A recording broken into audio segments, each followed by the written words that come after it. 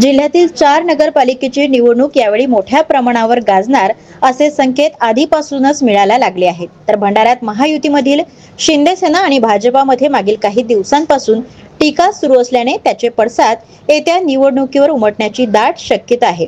एवढेच नाही तर या घडामोडींवर नागपूर मुंबईतून लक्ष ठेवले जात असल्याने यंदाची निवडणूक हॉट होणार असल्याचे चित्र असून 1,70,315 मतदारांची चारही पालिकेमध्ये नोंद आहे। तर सर्वाधिक मतदार भंडारा नगरपालिकेत 85,608 आहेत। तर त्या पाठोपाठ तुमसर नगरपालिकेमध्ये 32,756 मतदारांची नोंद आहे। तर साकोली नगर परिषदेमध्ये 22,681 तर पवनी नगरपालिकेमध्ये 22,270 मतदार नोंदविण्यात आले आहेत। विशेष म्हणजे चारही नगरपालिकेमध्ये महिला मतदार पुरुषांच्या तुलनेत अधिक आहेत।